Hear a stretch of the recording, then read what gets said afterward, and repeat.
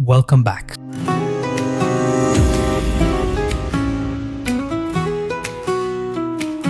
Only 3% of you are subscribed. If you enjoy the content, hit that subscribe button. It's free and it really helps the channel grow. What if you were so good at your job that God Himself had to step in and get you fired? It sounds crazy, right? But imagine a king so just, so loved, and so successful that his kingdom became a literal paradise on earth. A reign so perfect, it actually made the gods nervous enough to conspire against him. This is the incredible legend of Mahabali, a king who was punished for being too good, and how his banishment created one of India's most joyful festivals.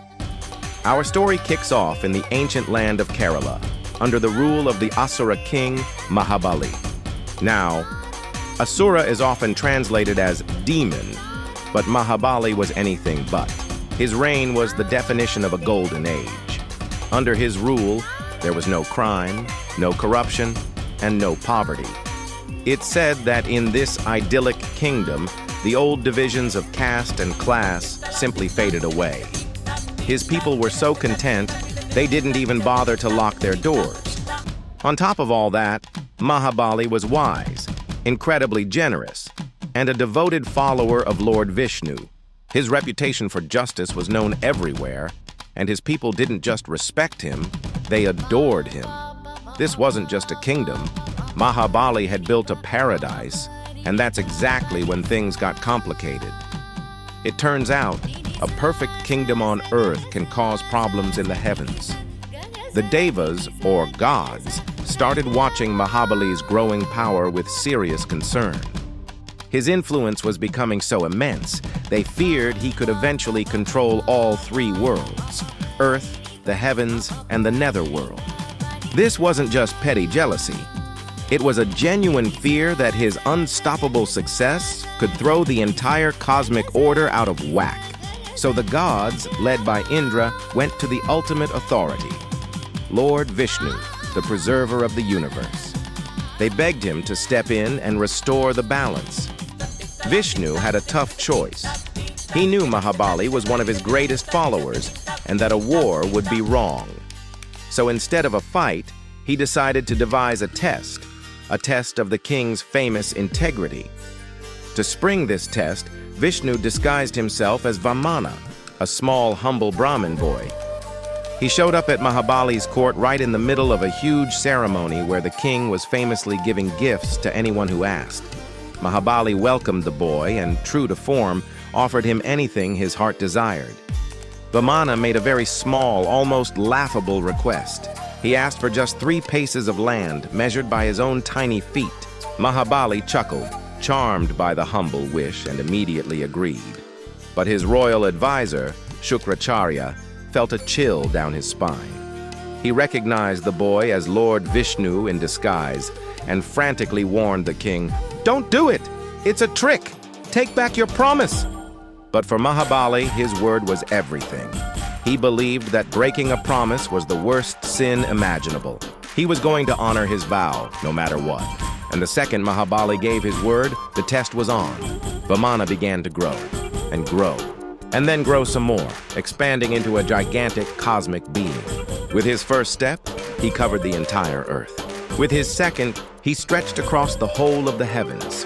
He then turned to the astonished king and asked, "I've claimed earth and sky in just 2 steps. Mahabali, where do I place my third?" In that instant, it all clicked for Mahabali. He wasn't looking at a Brahmin boy. He was in the presence of Lord Vishnu. He had no land left to give, but his promise was still his to keep. So he made the ultimate offer. He bowed low and said, "You have taken everything that belongs to me. The only thing left is me. Place your final step on my head." Vishnu was completely moved. Faced with such unbreakable integrity, he knew he was in the presence of true greatness. By placing his foot on Mahabali's head, he sent the king to rule the netherworld, not as a punishment, but as a blessing. In fact, Vishnu was so impressed, he granted Mahabali a boon. And the king, ever thinking of his people, had only one request: to be allowed to return to Kerala just once a year, to make sure his subjects were still happy and thriving.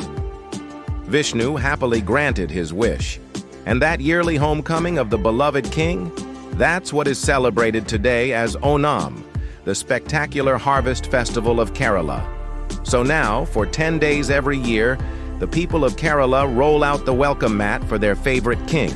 They create stunning flower carpets called Pookalam to welcome his spirit.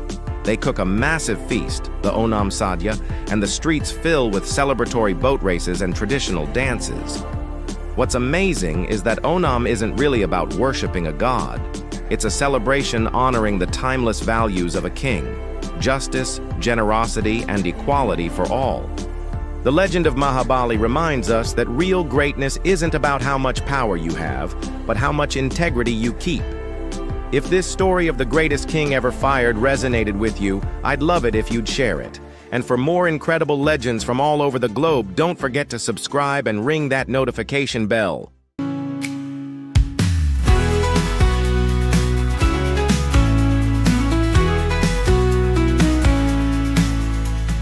Golden fields, whisper in the breeze, coconut palms swaying with ease.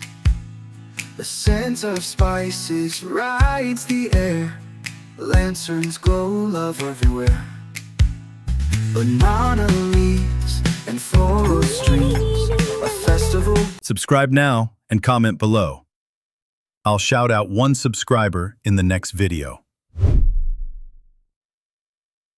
Born of golden